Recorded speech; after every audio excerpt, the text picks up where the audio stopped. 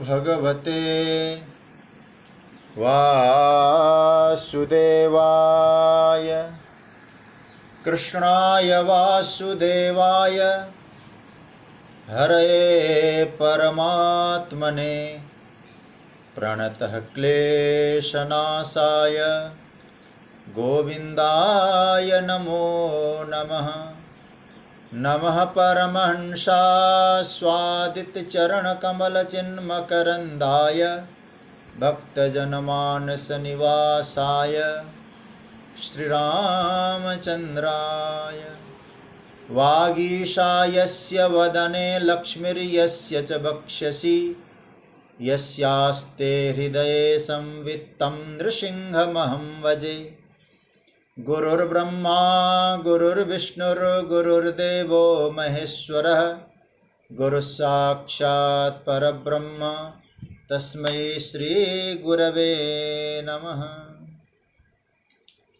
भगवत चरण कमलानुरागी सभी आत्मीय प्रिय प्रभु प्रेमीजन, हमारे स्वाध्याय परिवार के सभी समादरणीय प्रभु प्रेमीजन, पटना से जुड़े हुए पूज्य स्वामी जी, मेरे पितृतुल्य पूज्य पांडे जी, आप सभी को मेरा प्रणाम, वंदन, अभिनंदन। राधे राधे, जय सिया राम, जय श्री कृष्ण। भगवान की मंगलमयी कृपा से विज्ञान के माध्यम से हम लोग सत्संग का लाभ प्राप्त कर रहे हैं। श्रीमद् भगवद गीता का 12वां अध्याय, जिसको भक्ति योग कहा गया है, उस पर हम लोग चिंतन की यात्रा में हैं।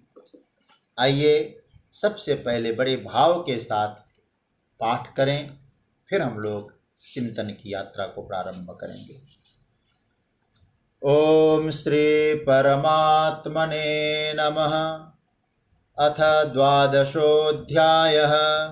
अर्जुन उवाच एवं सततयुक्ताये भक्तास्त्वां पर्युपासते ये चाप्यक्षरमव्यक्तं तेषां के योगवित्तमाः। श्रीभगवानुवाच मय्यावेश्य मनो ये मां नित्ययुक्ता उपासते श्रद्धया परयोपेतास् ते मे युक्ततमा मताः।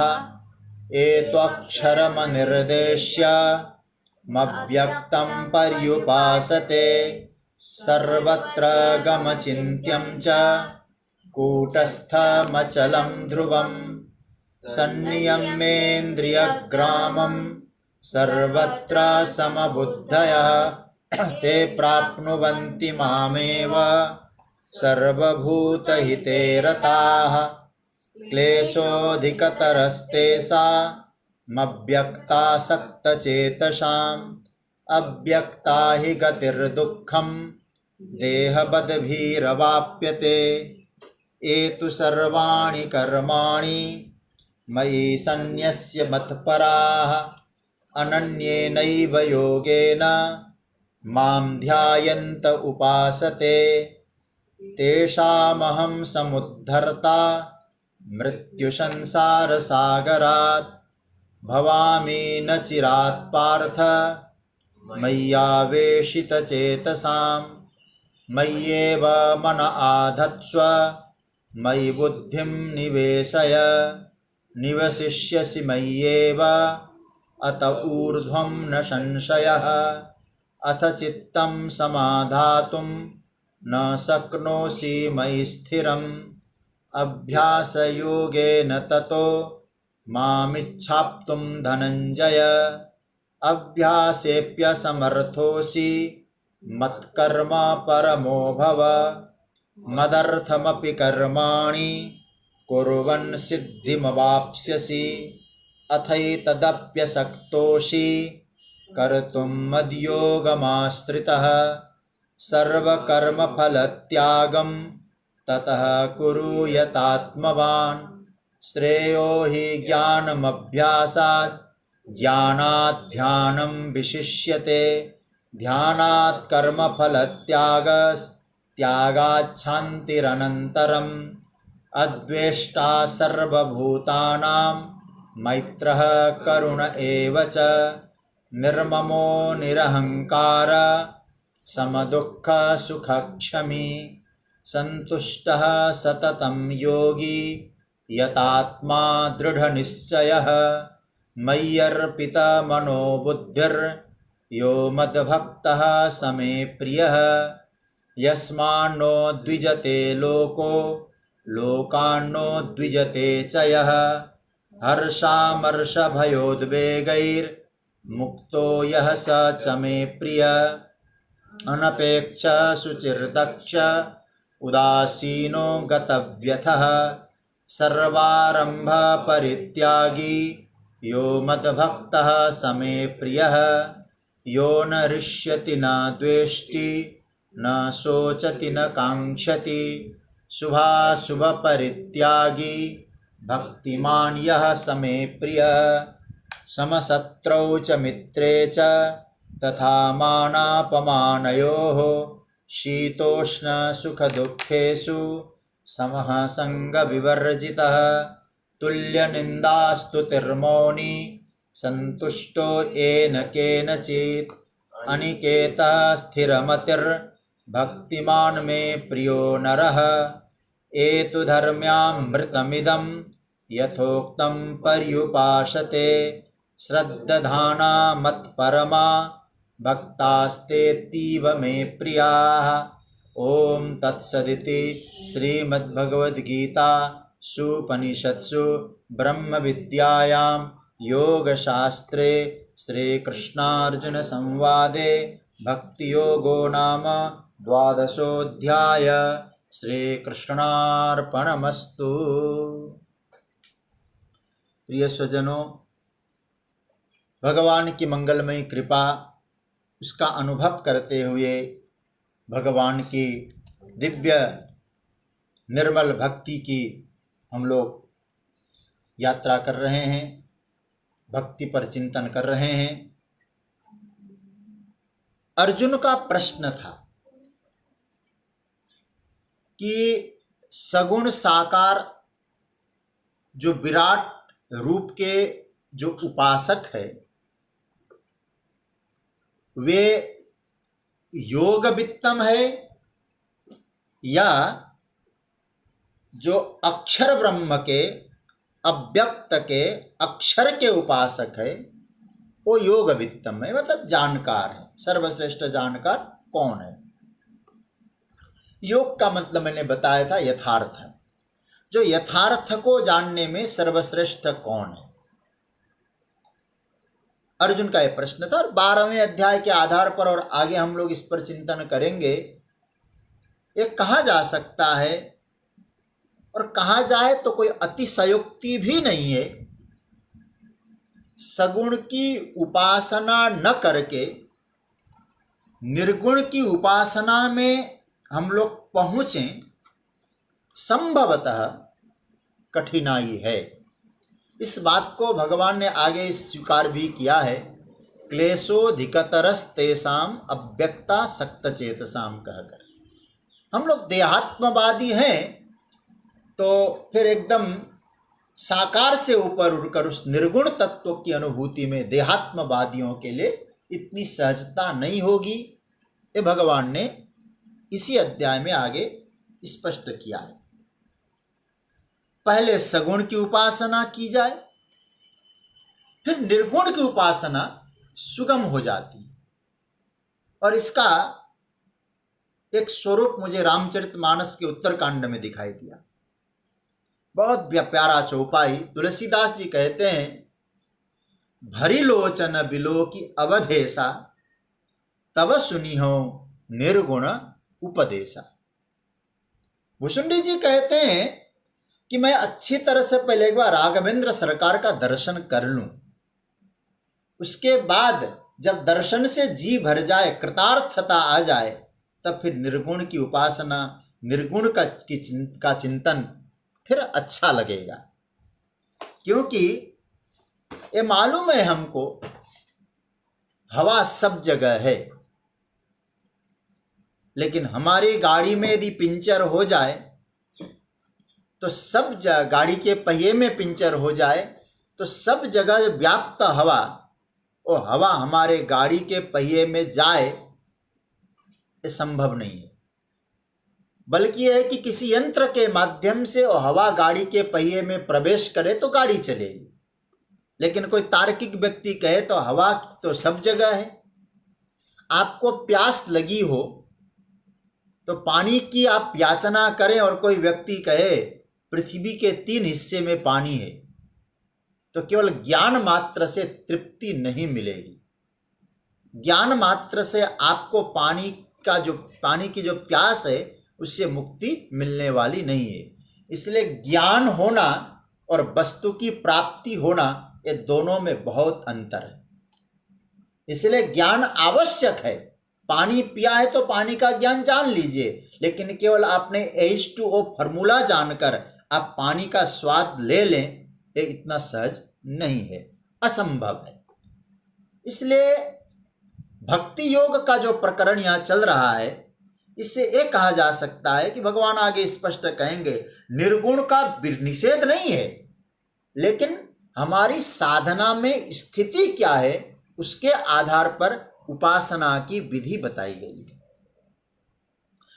देखिए निर्गुण और सगुण क्या है। फिर यदि हम लोग इस पर चिंतन करें तो मैं तो सरल रूप से आपको कहूं, निर्गुण का अर्थ मतलब चुपचाप बैठा है, अचल है, और न किसी को अपनी ओर खींचता है, न कहता है कि तुम मुझसे दूर हो जाओ।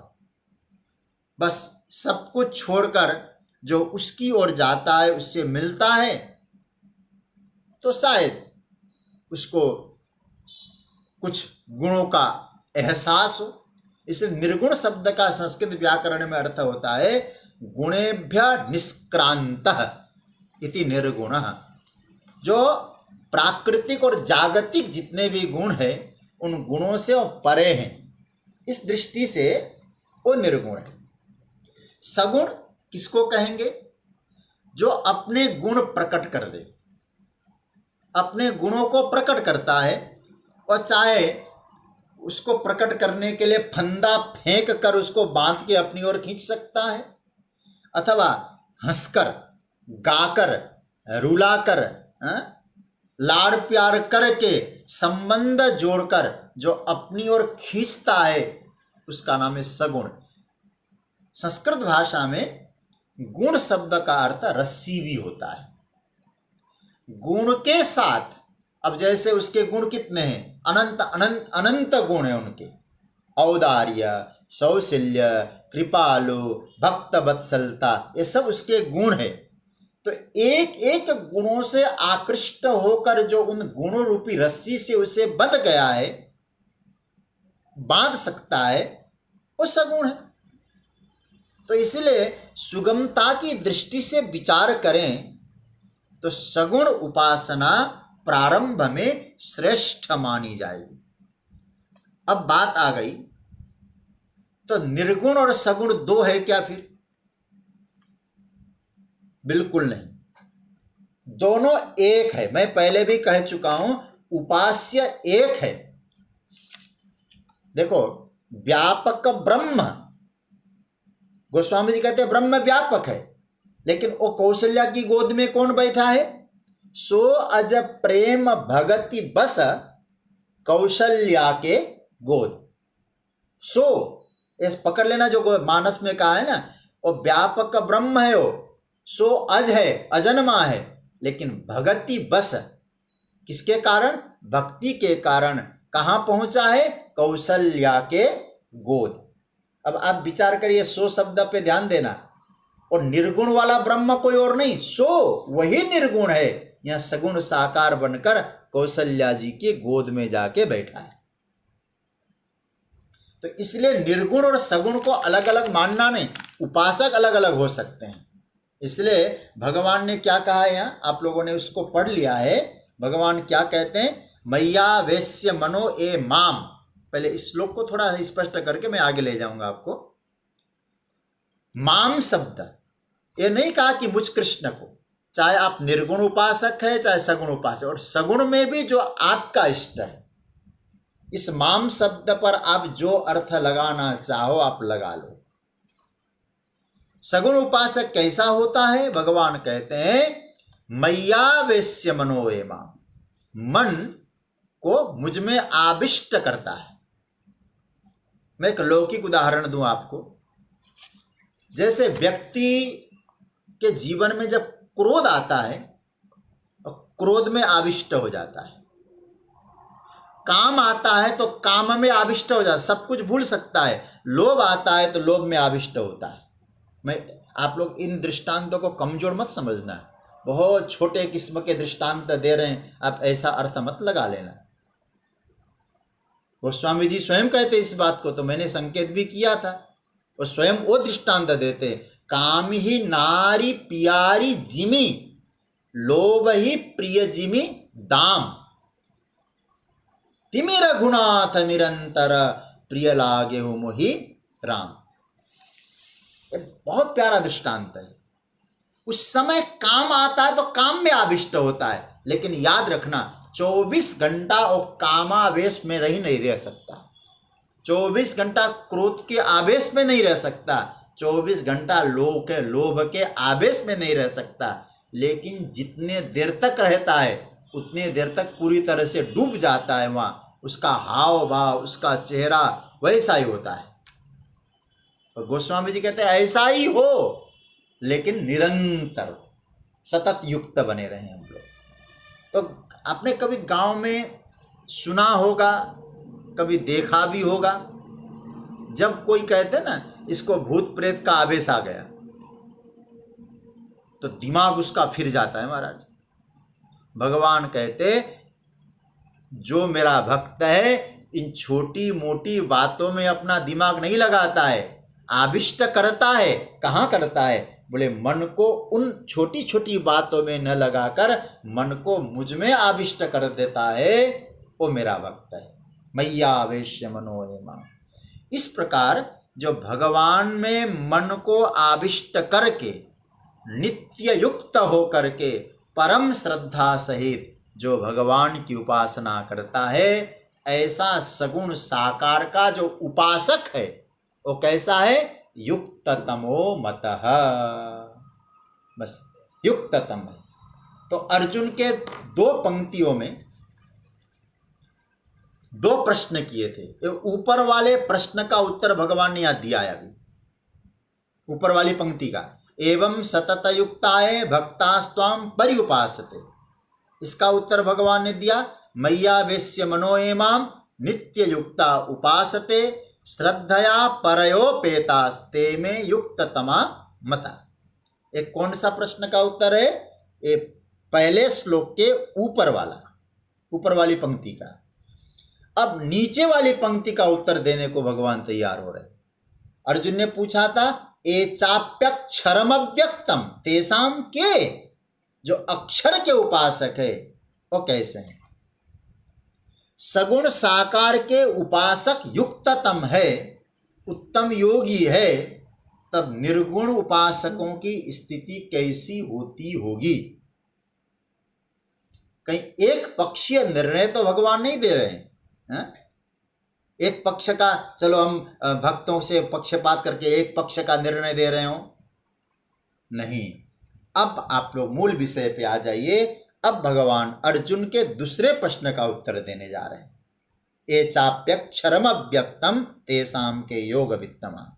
भगवान जब आगे के भगवान यहां अब आगे के 3 श्लोक, तीसरा, चौथा और 5वां, इन 3 श्लोकों का आधार लेकर भगवान निर्गुण का स्वरूप बताएंगे। निर्गुण के स्वरूप को साधने वाले साधकों के लक्षण बताएंगे चौथे श्लोक में। और 5वें श्लोक में निर्गुण की उपासना में देहात्मवादियों के लिए कितनी कठिनाई है। फिर आपको नोट करा रहा हूं मैं, आप लोग अपने नोट करिएगा। तीसरे श्लोक में निर्गुण का स्वरूप है, ठीक है। चौथे श्लोक में निर्गुण के उपासना की पद्धति और निर्गुण उपासना करने वालों के लक्षण क्या क्या होने चाहिए। पांचवा, देहात्मवादी, जो देह को ही आत्मा मानने वाले, उनके लिए निर्गुण की उपासना क्यों कठिन है। इस बात कठिन है ये भगवान 5वें श्लोक में कह रहे हैं। ये 3 श्लोकों में भगवान ने यहाँ स्पष्ट किया है। पहले हमको 2 श्लोक एक साथ देखने पड़ेंगे, तब बात स्पष्ट हो जाएगी। तीसरा और चौथा, ये दोनों श्लोकों का पाठ एक साथ करेंगे और अर्थ भी एक साथ निकलेगा। इसलिए अब मेरे साथ आइए, हम लोग 2 श्लोकों का पाठ करते हैं और उसका अर्थ का अनुसंधान करेंगे। तीसरा श्लोक और चौथा श्लोक मैं बोलूं, फिर आप लोग बोलिएगा। एत्वक्षरमनिर्देश्य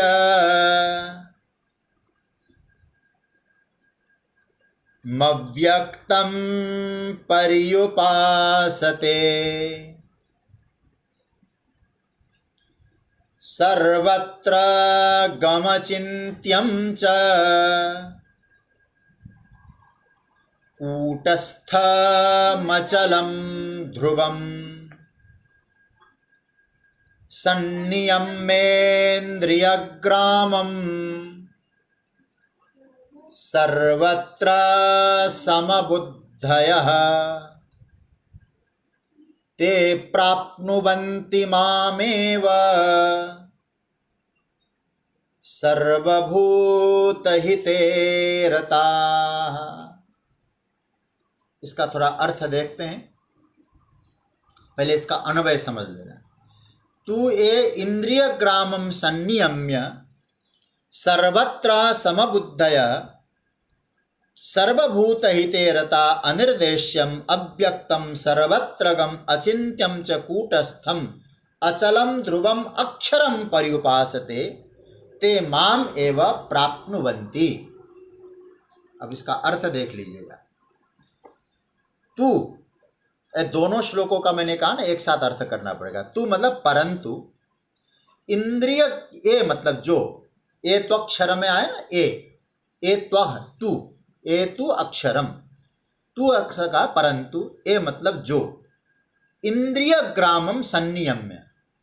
अब देखिए दोनों श्लोकों का कैसा, चौथे श्लोक में इंद्रियों के समूह को अपने बस में करके सर्वत्र समबुद्धय, सब में समान भाव रखने वाले, सर्वभूत हिते रता, सारे भूतों के हित में या कल्याण में रत रहने वाले, ऐसा योगी, ऐसे योगी। अब देखना, अनिर्देश्यम जिसका निर्देश नहीं कर सकते, अव्यक्तम जो प्रकट नहीं है, अव्यक्त है, सर्वत्रगम जो सब जगह व्याप्त है, अचिंत्यम जिसका चिंतन नहीं हो सकता, कूटस्थम जो स्थिर है, निर्विकार है, अचलम जो निश्चल है, ध्रुवम जो अडीग है, अक्षरम जो अविनाशी है, ऐसे ब्रह्म की पर्युपासते जो उपासना करते हैं, ते वे माम एव मुझे ही प्राप्नुवन्ति प्राप्त करते हैं। इसका अर्थ हुआ। अच्छा, ये निर्गुणोपासक कैसे हैं भाई? देखिए, निर्गुण के यहां भगवान ने 8 लक्षण बताए। 8 कैसे? अक्षरम, अनिर्देश्यम, अव्यक्तम, सर्वत्रगम, अचिंत्यम, कूटस्थम, अचलम, ध्रुवम। ये 8 लक्षण है निर्गुण के, भगवान ने बताए। अर्जुन ने तो 2 ही शब्द दिए थे। पहले श्लोक में क्या कहे? ये चाप्यक्षरम अव्यक्तम, अक्षर और अव्यक्त कहा था अर्जुन ने, और भगवान ने 6 अपनी ओर से मिला दिया। 6 + 2 8, 8 लक्षण हो गए। बोले कि तुम जो लक्षण की बात करते हो, उस निरुपाधिक ब्रह्म के लक्षण 8 मैं बता रहा हूं। इन पर यदि अर्जुन मनन कर सकते हो तो तुम भी इस श्रेणी के भक्त बन सकते हो। हाँ, एक बात ध्यान देना होगा, क्योंकि वहाँ तदाकार वृत्ति आनी चाहिए। फिर तदाकार वृत्ति बने बिना इन लक्षणों का चिंतन करना बहुत कठिन है। फिर क्या होगा, इन लक्षणों का चिंतन करने के बजाय वो सोचने लगता है ये तो बहुत रूखा सूखा मामला है। क्योंकि ये क्या है, बोले कूटस्थ है। ये शब्द ही बड़ा विचित्र है महाराज। आप लोग तो इतने दिन से चिंतन कर रहे हैं, लोगों को लगता है कूटस्थ, लोगों को बड़ा अजीब लगता है, ऐसे भी शब्द है। फिर उनसे पूछो क्या शब्द होना चाहिए, बोले श्याम सुंदर होना चाहिए, नंद नंदन होना चाहिए, बांके बिहारी होना चाहिए, यमुना तीर बिहारी होना चाहिए, कुंज बिहारी होना चाहिए। ठीक है, सब कुंज तो मिल गया और बिहारी को खोजो भाई, तीर तो मिल गया, यमुना तीर बिहारी को खोजो। लेकिन जब आप बोलते हैं, मानो अर्जुन के भाव में हम कहें साधारण रूप से, प्रभु जो आप बोलते हो कूटस्थ, बड़े रुक्ष शब्द लगते हैं। कूटस्थ, एक व्यक्ति, हमारे एक मित्र थे, वो कहा करते थे कि महाराज ये जो शब्द ही जब इतने कठिन होते हैं, निर्गुण भक्ति कितनी कठिन होगी। कूटस्थ नाम ही ऐसा, उच्चारण करना कठिन, त्वमक्षरम। बड़ा ये निर्गुण उपासना बहुत कठिन लगता है महाराज। हमारे गुरुदेव एक कथा सुनाया करते थे। एक बार एक भवन में एक महात्मा जी से किसी ने प्रश्न किया, काफी श्रोता लोग बैठे थे, ध्यान से सुनिएगा, आपको अच्छा लगेगा, मैं विनोद की बात कह रहा हूं। तो महाराज जी ने यूं ही लोगों ने महाराज जी से कहा, महाराज भक्ति कैसी होती है आप बता दीजिए। तो महाराज जी ने कहा, देखो आज सुबह से मेरे सर में बहुत दर्द है, बुखार, हल्का बुखार भी आ रहा है, ये समझ में नहीं आ रहा है कि मैं कौन सी दवा करूं। अब जितने श्रोता लोग थे सब लोग कहने लगे, महाराज चिरैता पी लो, किसी ने कहा क्रोसिन खा लो, किसी ने कहा ये दवाई ले लो, किसी ने कहा काढ़ा पी लो, किसी ने कहा रामदेव जी वाला आसन कर लो, किसी ने कुछ कहा, किसी ने कुछ कहा। तो एक पीछे बैठा था, उस पीछे वाला चुप बैठा था, ठंड का दिन था, जनवरी का महीना था। महाराज जी ने पूछा, तू कुछ बोलता नहीं, तू क्या कहना चाहता है। महाराज ठंड का मौसम है, आपको कोई ठंड लग गई होगी, इसलिए गरम गरम गाजर का हलवा देसी घी से बना लो, मेवा डालो और खा लो तो सारा रोग ठीक हो जाएगा। तो संत जी ने कहा, देखो ये जितने भी उपाय बता रहे हैं ना, ये सब अलग अलग निर्गुण तत्व के उपाय है। भक्ति तो गाजर का हलवा वाला मामला है, चकाचक खा लो रोग भी ठीक हो जाए, ये मामला बताया भाई। तो इसीलिए कहते हैं कूटस्थ वाली बात तो बड़ा कठिन लगता है महाराज। तो मैं ऐसे विनोद में कह रहा था, तो भगवान यहां 8 लक्षण की बात कर रहे हैं। अब ध्यान से सुनिएगा, इस श्लोक में आपका ध्यान चाहूंगा।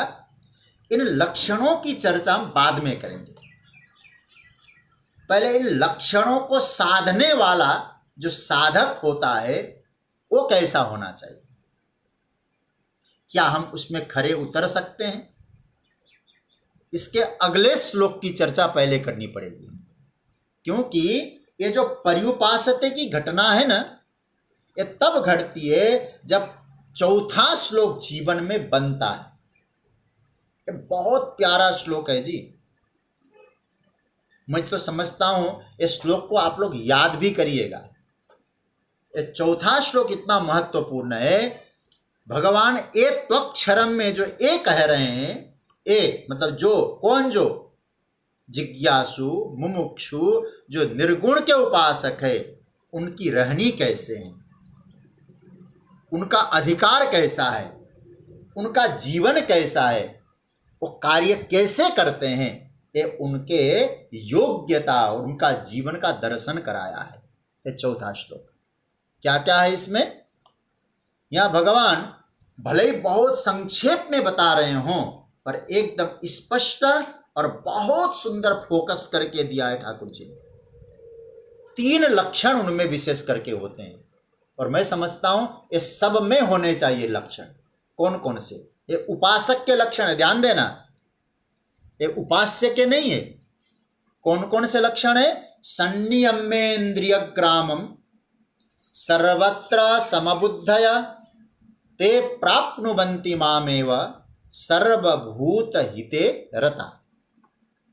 मैं आप लोगों से कहूंगा, एक आप अपने पास नोट बना रखे होंगे तो आप लिख लें। आप लिख लें सर्व जो है, इसमें जो आया है श्लोक संनियम्येन्द्रिय ग्रामम, इस श्लोक के आगे एक डेश बनाकर लिख लीजिएगा संयम, लिखा होगा आपने। और सर्वत्र समबुद्धया, इसके आगे लिख लीजिएगा समता। तीसरा सर्वभूत हिते रता, इसके आगे आप लिख लीजिएगा ये किसको कहा जा रहा है? सेवा। संनियम्येन्द्रिय ग्रामम में संयम है, सर्वत्र समबुद्धया इसमें समता है, और सर्वभूत हिते रता में सेवा है। तो जो भगवान के उपासक है उनमें 3 लक्षण आने चाहिए। आया होगा समझ में आप लोगों को? अब थोड़ा सा हम लोग चिंतन करते हैं। पहला आया संनियम्येन्द्रिय ग्रामम। अर्जुन, ये जो अक्षर तत्व के उपासक है, जिज्ञासु है, जानना चाहते हैं, वो कैसे हैं? कहते हैं उन्होंने पूरे गांव को अपने बस में कर रखा है। आप कहेंगे बड़ा गड़बड़ है। देखो ग्रामम शब्द है ना, ग्रामम, मैं गांव शब्द बोल रहा हूं। कहते पूरे गांव को संयमित करके रखा है, 1-2 घर नहीं, पूरा ग्रामम। और नियम्य नहीं, यम्य नहीं, नियम्य नहीं, संनियम्य। बोले कौन से गांव को अनुशासित करके रखा है? कौन से गांव को बस में करके रखा है? क्या दिल्ली को बस में किया है कि मुंबई को बस में किया है? कानपुर को किया है कि नागपुर को किया है?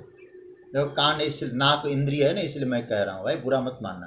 एक कान है, ये नाक है, तो नागपुर कानपुर। तो इसका मतलब ये हुआ, प्रभु ये कह रहे हैं यहाँ, एक एक को बस में करने से काम चलने वाला नहीं है। इसलिए क्या कहा? संनियम्येन्द्रिय ग्रामम। संनियम्य, और इसका अर्थ है संयमित करके, किसको? इंद्रिय ग्रामम। इंद्रिय ग्रामम को मतलब पूरे इंद्रिय के समुदाय को, उस इंद्रिय के समुदाय में मन को भी ले आना, सभी इंद्रियों को, मन सहित सभी इंद्रियों को जिसने बस में किया हुआ है। देखो भाई, इसको वेदांत की भाषा में कहें, जगतगुरु शंकराचार्य भगवान ने इसको क्या कहा है? इंद्रिय ग्रामम शब्द का अर्थ किया कार्यकरण संघात। कार्य जिससे कर्म होता है, और कर्म करने वाले इंस्ट्रूमेंट हो गए इंद्रियां, और इंद्रियों के द्वारा जो कार्य होता है उस कार्य में संयम और इंस्ट्रूमेंट में संयम। पहला यह तात्पर्य, उन सभी इंद्रियों के समूह को जिसने पूरी तरह से बस में किया है, अपने अनुकूल बना के रखा है, अपने अनुशासन में रखा है, मतलब उसको मना लिया है, अच्छी तरह से इंद्रियों को उसने ट्रेंड करके रखा है। अब क्या कर रही हैं इंद्रियां? बोले उस महापुरुष के साथ, उस संयमी जीव के साथ मित्रवत व्यवहार कर रही है। आप लोगों ने 6ठा अध्याय पाठ किया है, अच्छी तरह से पढ़ाई की है इसको, और मुझे मालूम है ये श्लोक हमने खूब विस्तार से सुनाया भी है। 6ठे अध्याय का 6ठा श्लोक, क्या बढ़िया भाव आया था। बंधुरात्मात्मनस्तस्य ऐनात्मैवात्मना जितः अनात्मनस्तु शत्रुत्वे वर्ते तात्मैव शत्रुवत्। भगवान कहते हैं अर्जुन, ये तुम्हारे मित्र भी हैं, और यदि तुमने वश में नहीं किया शत्रु भी। तो वो कौन है जो उपासक? बोले जिनके ये सारी इंद्रियां, मन इत्यादि बस में हो गए, मतलब मित्र बन गए। कार्यकरण संघात जिनके दोस्त बन गए हैं। ये कार्यकरण संघात जो इंद्रिय हैं मित्र नहीं है। ध्यान से सुनिएगा, यदि हमारे मित्र नहीं है तो क्या होंगे? तो शर्त के साथ कहना पड़ेगा, शर्त या मित्र नहीं होंगे तो शत्रु जरूर होते हैं। आपका शरीर भी यदि मित्र नहीं है आपका तो शत्रु है। आपके इंद्रियां भी आपके मित्र नहीं है तो शत्रु है। और शत्रु होगा तो दुख देगा, दुख दिए बिना रह नहीं सकता वो। उससे बार बार कहो भैया दुख मत दो, वो तो कहेगा मुझे तो देने का काम है, मैं तो देता ही रहूंगा। तो यह जब दुख देने लगता है तब आप कभी कभी आप सोचिए, शरीर में दुख आता है तो हम लोग किसी से शिकायत भी नहीं कर सकते। प्रत्येक इंद्रियां मन या तो सुख देने वाले हैं या दुख देने वाले हैं। ये बंधु हैं अथवा शत्रु है। ये जो निर्गुण का उपासक है अर्जुन, ये साधक है। और कैसा साधक है? तो कहा कि इन्होंने अपना पहला जो कार्य किया है संयम को बना के रखा है। इंद्रियों को उसने अपना मित्र बनाया है। एक जगतगुरु शंकराचार्य भगवान का एक बहुत छोटा सा ग्रंथ है, शायद सभी ग्रंथों में एक छोटा सा ही ग्रंथ होगा वो, उसका नाम है प्रश्नोत्तरी मणिरत्नमाला। और कभी आप लोगों को अवसर मिले ना, उस ग्रंथ को देख लीजिएगा, आपको अच्छा लगेगा। ज़्यादा श्लोक नहीं उसमें। और उसमें क्या विचित्र है, पहला प्रश्न है, उसी प्रश्न का उसी में उत्तर है। प्रश्न का भी वही है, उत्तर भी वही है।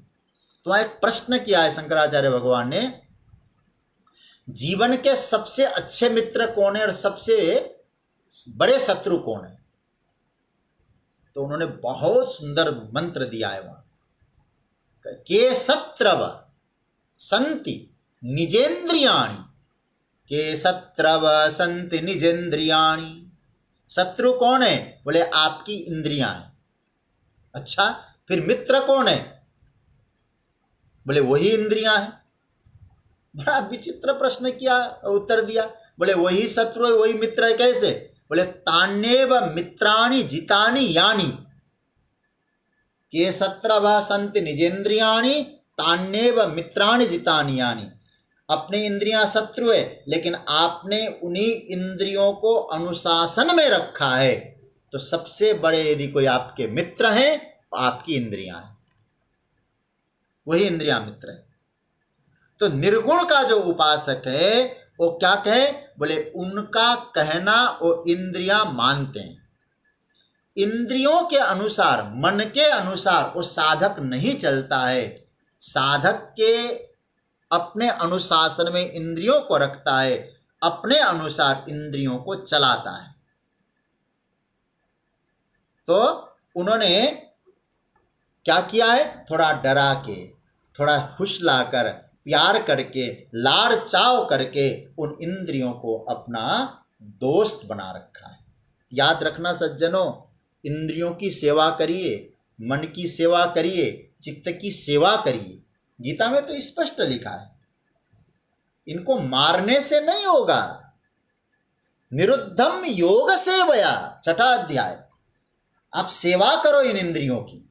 कैसी सेवा है? जैसे उदाहरण, आपका बेटा, इसका ध्यान डाइवर्ट होके खेलने में जाता है, इधर उधर जाता है, तो माता क्या करती? बेटा इधर आ, इधर। अब मालूम है खेलने, तो माँ अपना काम छोड़ के क्या करती है? चल बेटा ये ड्राइंग कर, पेंटिंग कर। वही बालक है ना, पहले किधर जा रहा था, उसका ध्यान डाइवर्ट कर दिया, अब कहाँ बैठा है? काम में बैठा है। तो हम लोगों को क्या करना है? इंद्रियों को मारना नहीं, इंद्रियों को रोकना नहीं। रोकने से रोकने वाले नहीं इंद्रियां, वो जा रहे हैं उधर तो नहीं रुकने वाले। हमको क्या करना है? डाइवर्ट कर देना है। कैसे डाइवर्ट करना है? उनको समझाना है परमात्मा का भजन कर, भगवान का भजन ही जीवन का कल्याण कर सकता है। ये उनकी सेवा है। इनकी सेवा होगी तो आपके पास बैठेंगे, आपके पास बैठेंगे, आपके मित्र होंगे। संनियम्येन्द्रिय ग्रामम। अच्छा, आपने देखा होगा एक गाय बैल होते हैं ना, उनको आप सहलाइए, गले के पास ऐसे सहलाइए, उनको चारा दीजिए तो वो खूंटा नहीं छोड़ते हैं। भले पगहा अलग हो गया होगा, रस्सी अलग हो गई होगी, लेकिन खूंटा वो नहीं छोड़ते। क्यों नहीं छोड़ते? क्योंकि आपने सहलाया है, प्यार किया है। तो इंद्रिय, इसलिए मैं एक निवेदन आपसे करूंगा, हर समय इंद्रियों को दोष मत दीजिए। अरे ये सब गर्त में डालते हैं, ये मन तो महाराज बहुत बेकार है। कैसे कहेंगे मन बेकार है? मन नहीं होता तो आप भगवान का भजन करते क्या? कभी इनको गाली मत देना। इसका मतलब है कि हमने उन मन को अनुशासित नहीं किया, और जिनका मन अनुशासित होता है वो अपने मन पर भरोसा कर सकता है। ये गीता का सूत्र है। इन इंद्रियों की सेवा करो, इंद्रियों को अनुशासित करो, आपके मित्र बनेंगे, और मित्र को मित्र पे भरोसा होता है। रामचरितमानस का एक बहुत प्यारा भाव मुझे याद आ रहा है। जब भगवान राघवेंद्र सरकार जनक जी के मिथिला में पुष्प वाटिका में जाते हैं, सीता जी को देखकर उनका मन उधर आकर्षित होता है। जब आकर्षित होने लगता है तो राम जी कहते हैं कि आज मेरा मन उधर आकर्षित हो रहा है, मैं कह सकता हूं, मुझे यदि भरोसा है, साधारण भरोसा नहीं है, पूरा भरोसा है अपने मन पर, मेरा मन कभी कुपथ्य की और कुपंथ की ओर जा नहीं सकता। क्या कहते हैं? मोहि अतिशय प्रतीति मन केरी। मुझे अतिशय प्रतीति, प्रतीति मतलब विश्वास, मुझे अतिशय प्रतीति है अपने मन पर। क्या? जो सपने हो पर नारी न हेरी। सच सोचिएगा जरा, सपने में भी किसी परस्त्री को मेरा मन चिंतन नहीं करता, मेरा मन सपने में भी किसी परस्त्री को नहीं देखता। इसलिए भरोसा है मुझे, अतिशय भरोसा है, यह कभी भी कुदृष्टि नहीं कर सकता। पता नहीं आज जानकी जी की ओर देखकर मेरा मन उधर क्यों खींचा चला जा रहा है, लेकिन मैं कह सकता हूं मेरा मन कुपथ्य में तो जा ही नहीं सकता है, कुपंथ में तो जा ही नहीं सकता है, ये निश्चित है। जनक जी भी बोलते हैं, सहज विराग रूप मन मोरा। मेरा मन सहज विरागमय है। इसलिए आप जरा देखिए, जनक जी कितने बड़े उपासक हैं, तो क्या होना चाहिए? वैराग्यमय, संयमित मन होना चाहिए, संयमित इंद्रियां होना चाहिए। इस मन के बारे में हर समय यही कहना, मन बेकार है, मन तो फालतू है, भरोसे लायक नहीं है, दुष्ट है, विश्वास मत करना है कभी भी इसे, ये दुश्मन है। आप विचार करिएगा, मन को आप ऐसा कहेंगे तो क्या मन कहीं फेंक देंगे? आप फेंक सकते हैं क्या मन को? नहीं, मन तो जब भी रहेगा आपके दिल में रहेगा। आप उसको शत्रु मानते रहेंगे और उसे दुश्मन समझते रहेंगे तो याद रखिएगा सज्जनों, बहुत बड़ा गड़बड़ हो जाएगा। ऐसे करने की जरूरत नहीं है। क्यों? बोले आप उस मन को संयमित करो। दुश्मन दुश्मन मत कहिए उसको, मन को किसान की तरह रखिए। किसान जैसे गाय बैल को रखता है ना, वैसे रखिए। किसान क्या देता है उसको? हेल्दी फूड देता है, बढ़िया सा प्रसाद दो उसको। मन को हेल्दी फूड कैसे दिया जाता है? श्रवण में, मनन में, निधिध्यासन के समय में, चिंतन के समय में, पूजा के समय में आप अपने मन को ट्रेनिंग दीजिए, सिखाइए उसको। संनियम्येन्द्रिय ग्रामम, इसका नाम है संयमित रखना। तो सज्जनों, एतोक्षरम, इसमें जो बोला जा रहा है यह है इंद्रियों का मन सहित संयम रखना। कार्य कारण संघात है, इनकी हमको सेवा करना है। ऐसे जो साधक है, इन उपायों से जिन्होंने अपने इंद्रियों के समूह को संयमित कर रखा है, और क्या कहा जाए, संयम में कोई समस्या नहीं है। सोते समय संयमित जीवन वाले जो बोलेंगे वो भी ठीक बोलेंगे, जो भी होगा। क्योंकि यदि असंयम है जीवन में तो फिर गड़बड़ हो जाएगा, कब क्या बोलेगा नहीं मालूम। एक मैं विनोद की बात कह रहा हूँ। एक बार एक पति थे, वो पति कैसे थे, पत्नी पीड़ित पति थे, पत्नी से बड़े पीड़ित थे।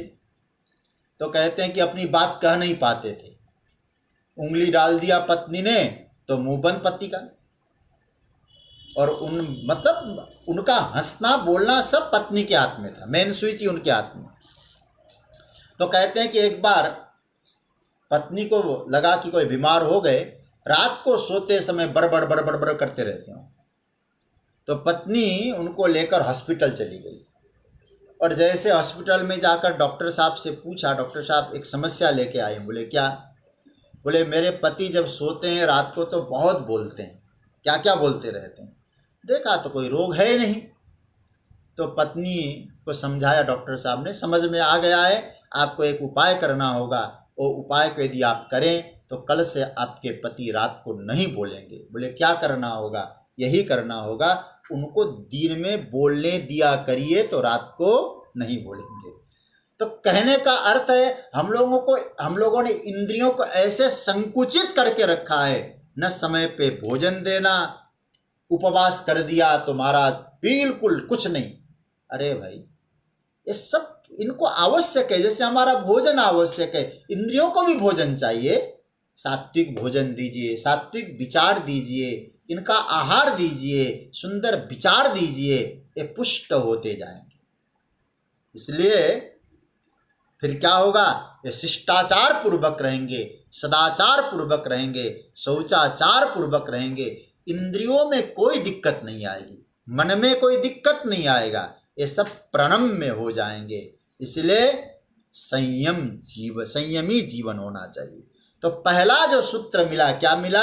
संयमेन्द्रिय ग्रामम। वो जो उपासक है उनको पहला कार्य करना है, अपने इंद्रियों का संयम रखना है, मन सहित। और संयम का मतलब उनको बांध कर, बुरा भला कहकर, उनको शत्रु बना के नहीं, मित्र बना के, उनके जीवन को डाइवर्ट करके परमार्थ की ओर ले जाना है। तो पहला सूत्र संयम। दूसरा क्या बताया? बुद्धि कैसी होनी चाहिए? सर्वत्र समबुद्धयः। ये बड़ा प्यारा मंत्र है। मतलब उनकी बुद्धि कभी विचलित नहीं होती है। मैं आपको बता, शंकराचार्य भगवान ने अपने भाष्य में लिखा है सर्वस्मिन काले। देखिए यहाँ सर्वत्र, सर्वत्र का अर्थ क्या है? सब जगह नहीं, यहां संयमित हो वहां संयमित हो नहीं, सर्वस्मिन काले, हर समय। यहाँ देश नहीं है, यहाँ सर्वत्र मतलब किसी जगह पे नहीं आया, हर समय। सर्वत्र मतलब सर्वदेश से नहीं, काल शब्द जोड़ दिया है, सर्वस्मिन काले। इसका भाष्य में क्या लिखा है? सर्वस्मिन काले समबुद्धयः समातुल्या बुद्धि एषाम इष्टानिष्ट प्राप्तौ ते समबुद्धया। बहुब्रीहि। इसका प्यारा अर्थ है। मतलब क्या है? इष्ट और अनिष्ट। इष्ट मतलब क्या है? आपको जो अच्छा लगता है। अनिष्ट मतलब जो आपको अच्छा नहीं लगता है।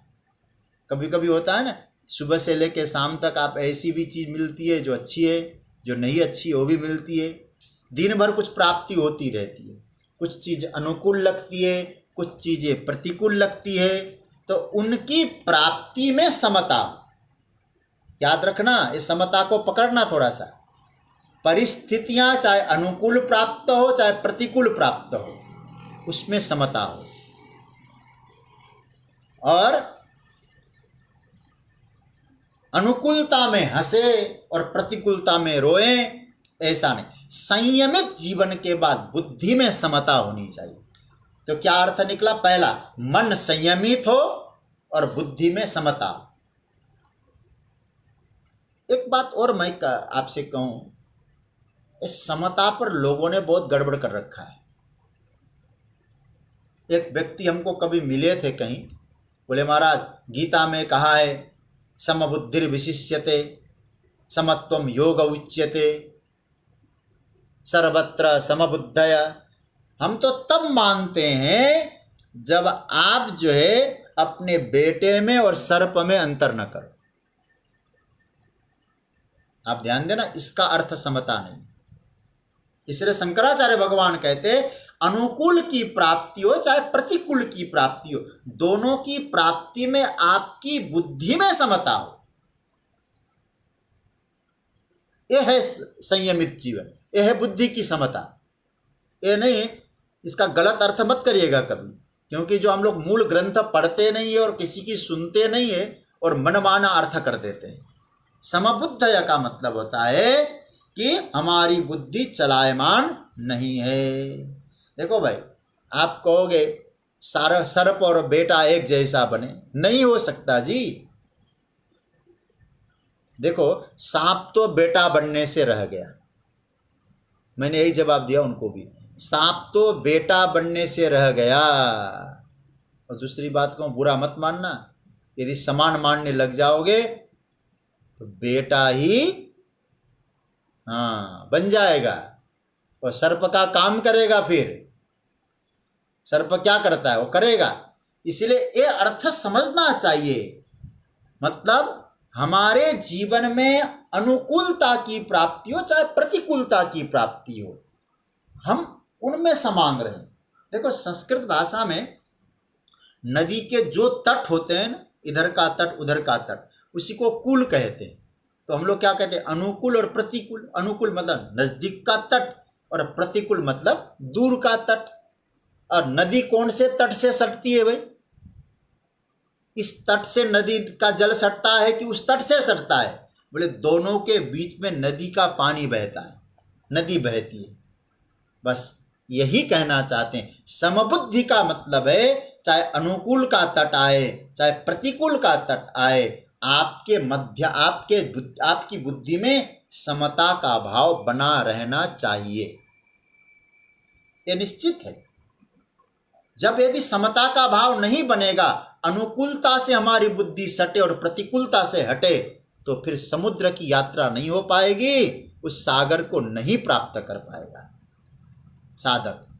इसका अर्थ है तटों के बीच में आपकी आसक्ति न हो, तटों के बीच में चलना है आपको, और प्राप्तियों अप्राप्तियों दोनों में समता है। इसी का नाम है सर्वत्र समबुद्धयः। मुझे एक श्लोक बहुत अच्छा लगता है, आपके पास गीता हो तो देख सकते हैं। दूसरे अध्याय का मुझे श्लोक भी याद है, 15वां श्लोक, बहुत प्यारा मंत्र है। यम ही न व्यथयन्ते ते पुरुषम पुरुषरसभः समदुःख सुखम धीरम सो मृतत्वाय कल्पते। भगवान कहते हैं यम ही न व्यथयन्ति, उसकी इंद्रियां उसकी बुद्धि कभी व्यथित नहीं होती है, अनुकूलता मिले चाहे प्रतिकूलता मिले। जब ऐसी स्थिति जिनकी बुद्धि में है, वो क्या मिलता है? अमृतत्वाय कल्पते, वो अमरत्व को प्राप्त करता है, अक्षरत्व को प्राप्त करता है, अव्यक्त को आत्मसात करता है। इसलिए भगवान कहते हैं सर्वत्र समबुद्धया, समता होनी चाहिए, लेकिन समता व्यावहारिक समता नहीं है। आप नौकर हैं तो उसकी उसी प्रकार का व्यवहार करना है, पुत्र है वैसे ही व्यवहार में रखना है।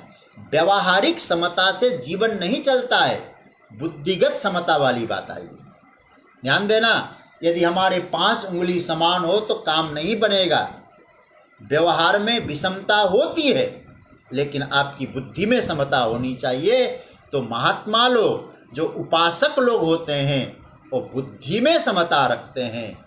व्यवहार की समता वाली भगवान नहीं कह रहे हैं सर्प और बेटे को एक जैसा मान लो, नहीं कह रहे भगवान। बुद्धि में समता आनी चाहिए। तो सर्वत्र समबुद्धया, इसका नाम है समता। तो पहला क्या हुआ? संयम, दूसरा है समता, और तीसरा है क्या? सर्वभूत हिते रता, संपूर्ण प्राणियों के हित में जो रत रहता है, उसको हम लोग एक शब्द दे सकते हैं, सेवा। तो समता, संयम, समता और सेवा, ये साधकों के जीवन में आना चाहिए। तब ऐसा साधक और निर्गुण जो अक्षर तत्व है, अव्यक्त है, उसकी उपासना में बढ़ सकता है।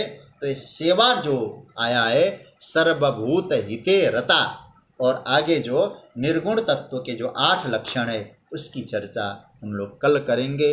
आज समय संकेत कर चुका है और आप लोगों को अपनी प्रसन्नता व्यक्त करूं। आज बहुत सारे उत्तर हमको प्राप्त